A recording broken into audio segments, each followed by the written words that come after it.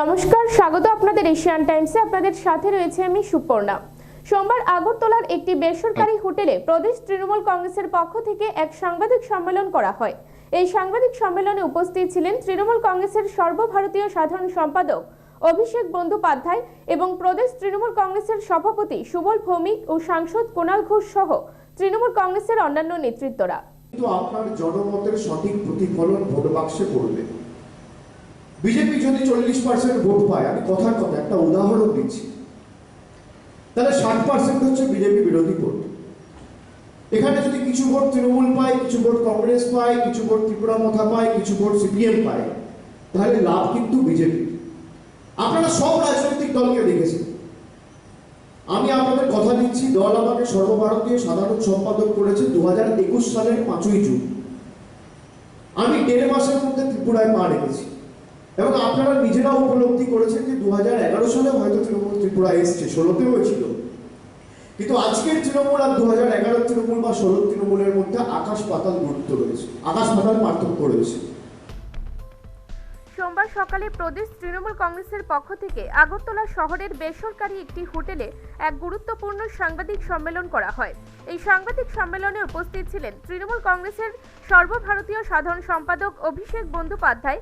এছাড়াও উপস্থিত ছিলেন প্রদেশ তৃণমূল কংগ্রেসের সভাপতি সুবল ভৌমিক ও সাংসদ কুণাল ঘোষ সহ তৃণমূল কংগ্রেসের অন্যান্য নেতৃত্বরা।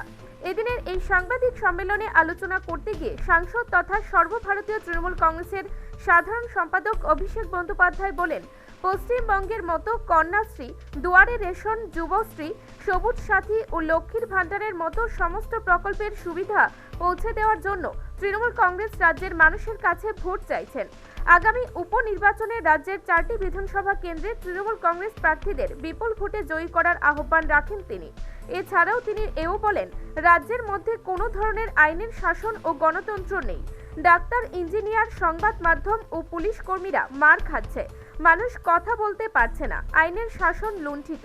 তাই গণতন্ত্র রক্ষা ও আইনের শাসন প্রতিষ্ঠা এবং বাংলায় যে সমস্ত প্রকল্প চালু রয়েছে তা ত্রিপুরা রাজ্যে মানুষের কল্যাণে চালু করার জন্য আগামী 4টি বিধানসভা উপনির্বাচন কেন্দ্রে তৃণমূল কংগ্রেস প্রার্থীদের বিপুল ভোটে জয়ী করে মমতা বন্দ্যোপাধ্যায়ের হাত শক্ত করার জন্য আবেদন রাখেন সাংসদ তথা তৃণমূল কংগ্রেসের সর্বভারতীয় সাধারণ সম্পাদক অভিষেক বন্দ্যোপাধ্যায়।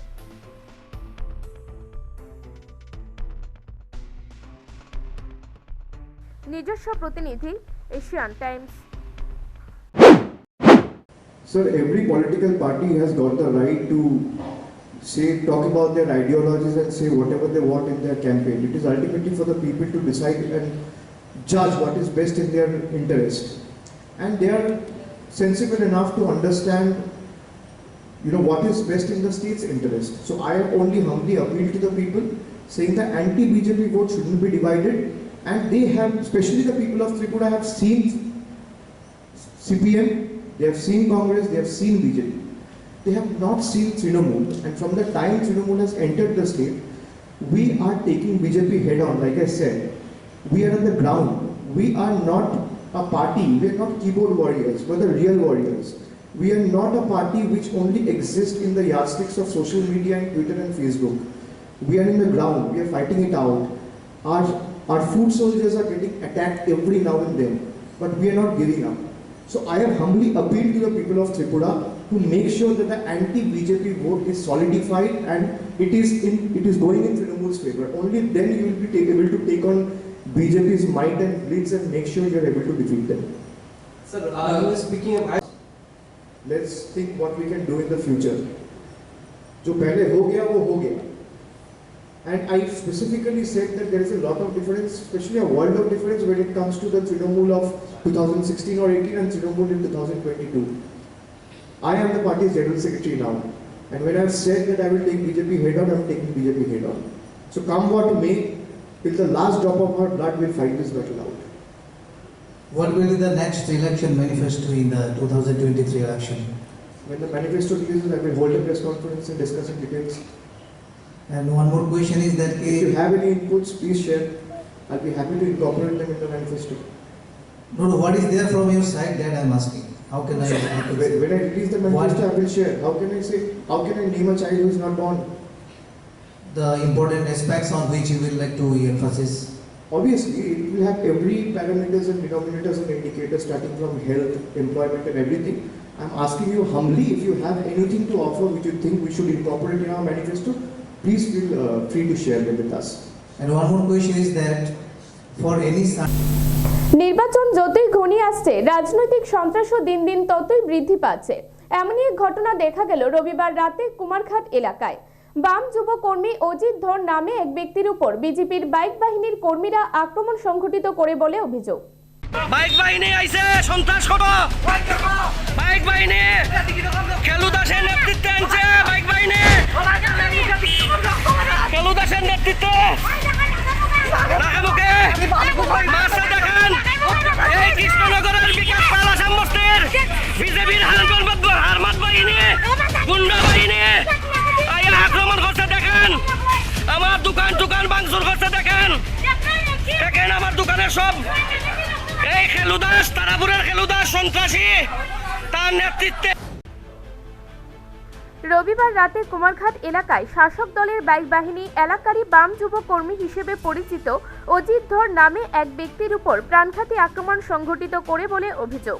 জানা যায় রবিবার সন্ধ্যা 7:30 নাগাদ বিজেপির আশ্রিত বাইক বাহিনী দুষ্কৃতিকারীরা অজিত ধরের দোকানে আক্রমণ সংঘটিত করে এবং তাকে মেরে রক্তাক্ত করে পালিয়ে যায়। পরে এলাকাবাসীরা দেখে তাকে সঙ্গে সঙ্গে কুমারঘাট মহকুমা হাসপাতালে নিয়ে যায়। বর্তমানে তিনি কুমারঘাট হাসপাতালে চিকিৎসাধীন অবস্থায় আছেন। কুমারঘাট হাসপাতালের কর্তব্যরত চিকিৎসক তার অবস্থা স্থিতিশীল বলে জানিয়েছেন। এই ঘটনার পরিপ্রেক্ষিতে গোটা কুমারঘাট এলাকা জুড়ে চাঞ্চল্য ছড়িয়ে পড়ে। পরে ঘটনার খবর পেয়ে কুমারঘাট থানার পুলিশ ঘটনাস্থলে ছুটে যায় এবং পুলিশ এই ঘটনার তদন্ত করছে।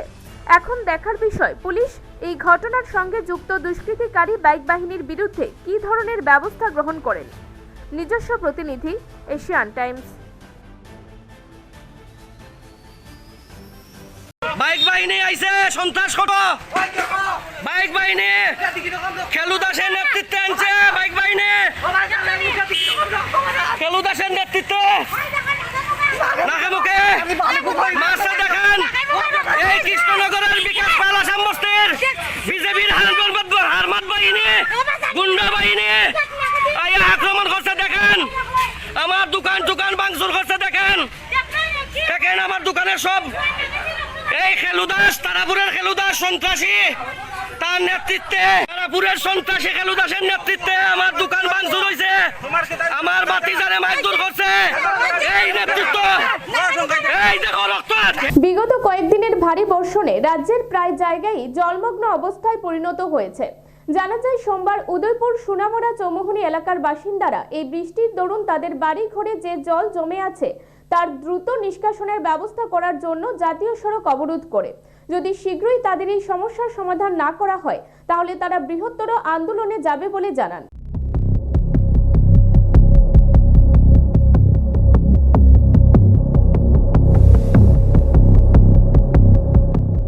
গত 2-3 দিনের টানা ভারী বর্ষণে রাজ্যের প্রায় জায়গাতেই জল জমে বন্যা পরিস্থিতির সৃষ্টি হয়েছে। ফলে অনেককেই বাড়ি ঘর ছেড়ে শরণার্থী শিবিরে গিয়ে আশ্রয় নিতে হয়েছে। জানা যায় উদয়পুর সোনামুড়া চৌমুহনী এলাকার বাসিন্দাদের বন্যার দরুন বাড়ি ঘরে যে জল জমে আছে তার নিষ্কাশনের জন্য কোনো উদ্যোগ নেয়নি প্রশাসন। ফলে জল নামছে না বাড়ি ঘর থেকে। এই অবস্থায় এলাকাবাসীদের দুর্ভোগ পোহাতে হচ্ছে। এরই দাবিতে সোমবার তারা জাতীয় সড়ক অবরোধ করে। এই অবরোধের দরুন বহু গাড়ি স্কুল পড়ুয়াদের দুর্ভোগ পোহাতে হয়েছে। তাদের অনেকক্ষণ যাবৎ অপেক্ষা করতে হয়েছে সড়কে। ফলে অনেকেরই অফিস স্কুলে যেতে দেরি হয়েছে। এই অবরোধের কথা শুনে প্রশাসনিক আধিকারিকরা ঘটনাস্থলে গিয়ে আশ্বাস দেন শীঘ্রই সমস্যার সমাধান করা হবে। এই আশ্বাস শুনে অবরোধ তোলা হয়। কিন্তু ভুক্তভোগীরা জানান যদি তাদের আশ্বাস ঠিকভাবে পালন করা না হয় তবে তারা আরো বড় বৃহত্তর আন্দোলনে যাবে বলে জানান।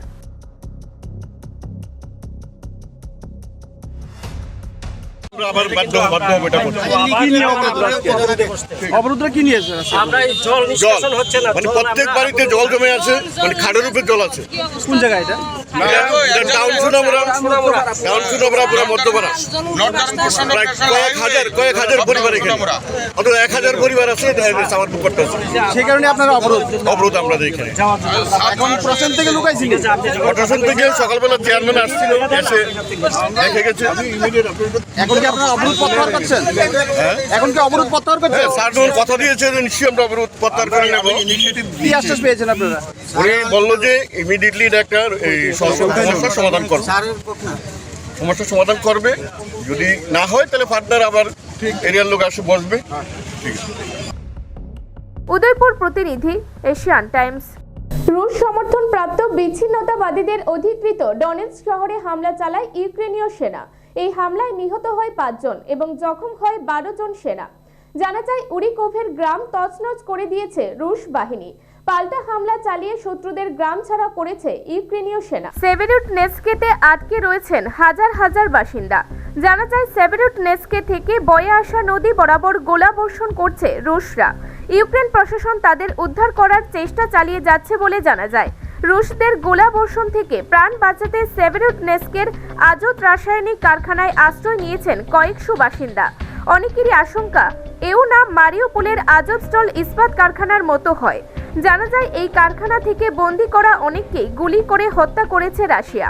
সের্গেই গাইড জানান, আজত কারখানায় দুবার হামলা চালায় রুশ বাহিনী। কারখানার যে নিকাশি নালা বোমা ফেলে তা ধ্বংস করা হয়েছে।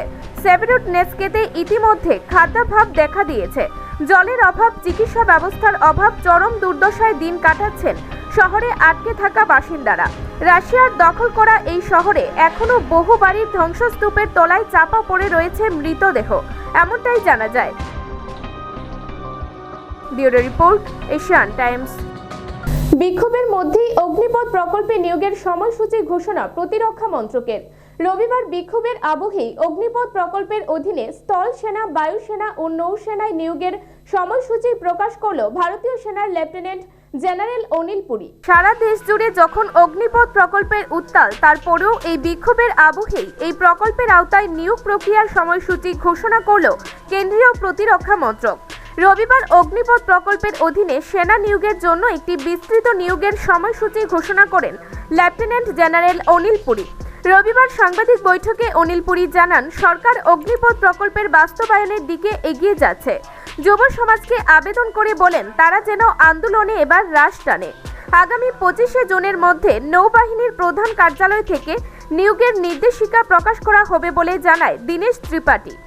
এছাড়া এই নির্দেশিকায় এও জারি করা হয়, এই অগ্নিপথ প্রকল্পের জন্য আবেদনকারী প্রত্যেক ব্যক্তিকে একটি শংসাপত্র দিতে হবে যে তারা প্রতিবাদ বা ভাঙচুরের অংশীদার ছিল না। 100% পুলিশ ভেরিফিকেশন এবং শংসাপত্র ছাড়া কেউ যোগ দিতে পারবে না বলে তা জানানো হয়। যদি আবেদনকারীর বিরুদ্ধে কোনো এফআইআর দায়ের করা হয় তাহলে সেই আবেদনকারীরা যোগ দিতে পারবে না বলে জানা যায়।